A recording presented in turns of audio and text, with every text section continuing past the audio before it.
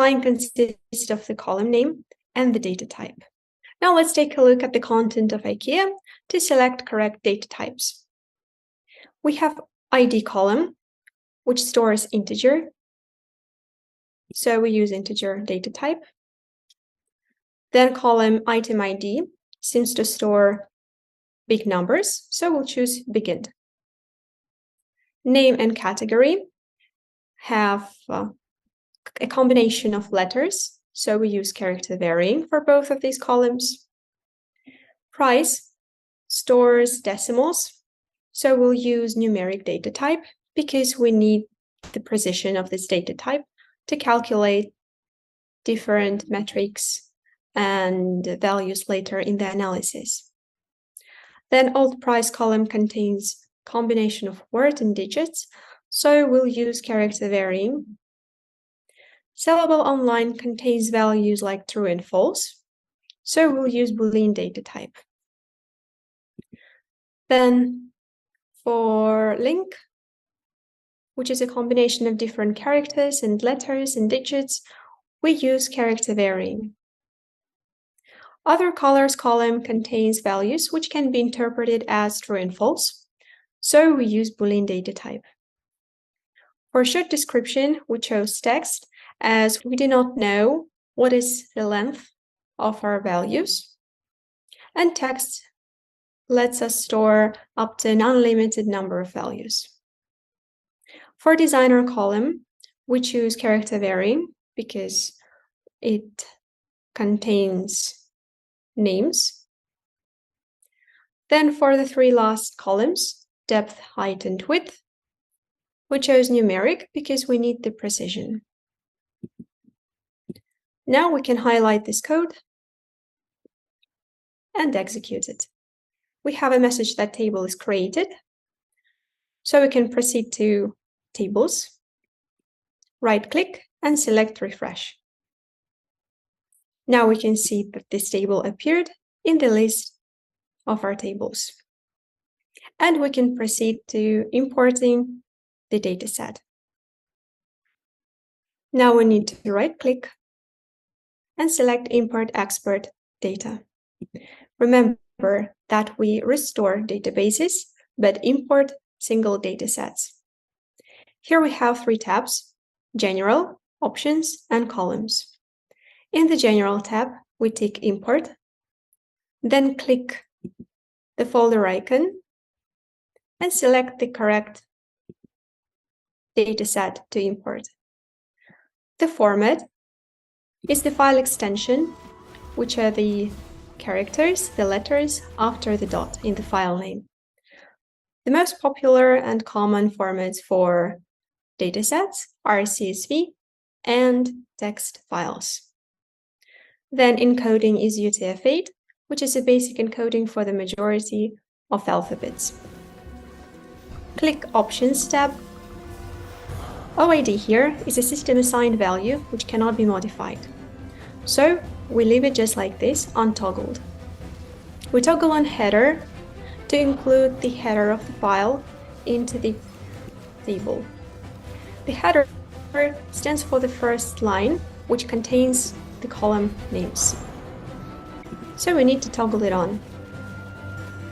We need to specify delimiter, which is a separating value which separates a column within each row. In our case, it's a comma.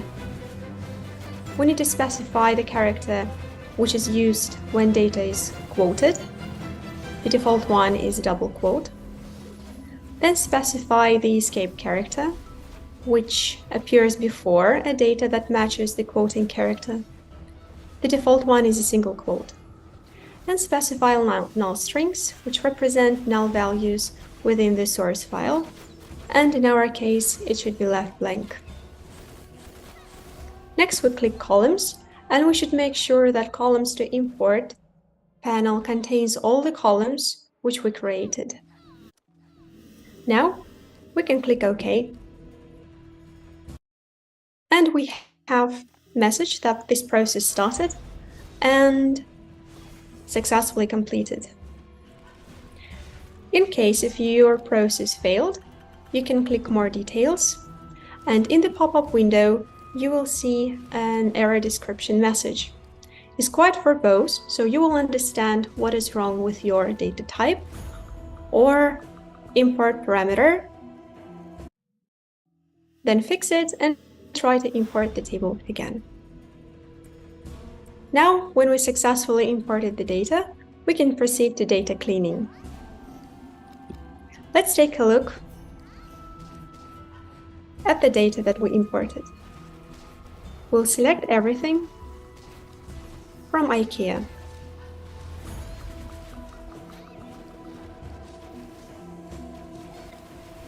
We're interested in on price column. We can see that it stores different values like no old price or a combination of letters and the actual price. So we need to actually store the price itself. In order to do that, we will create a new table called old price updated to store the numeric value.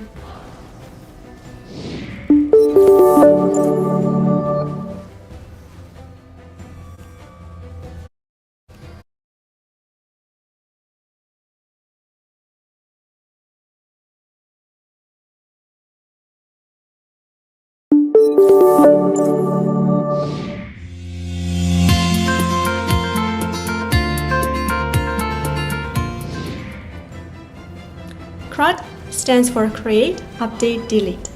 These commands are used to modify the structure of a table. Working for big companies, you'll have restrictions in modifying data in the database, as this will be the responsibility of a database administrator. However, small companies often don't have such segregation of responsibilities, and data analysts may be asked to perform data management tasks. We have already learned how to create a table, so now we'll see how to alter it and update its values. Our business assignment is to calculate the difference between the old price and the new one for products with prices greater than 1,000 and which are sellable online.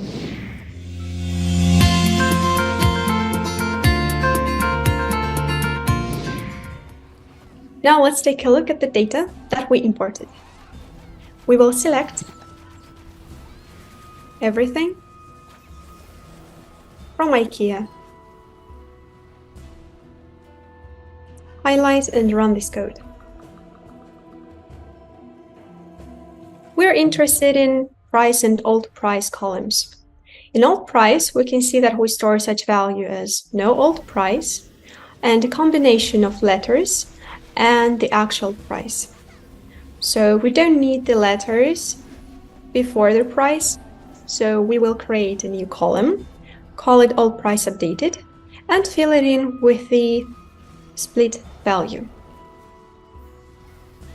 To create a new column, we use alter table command, after which we insert the table name,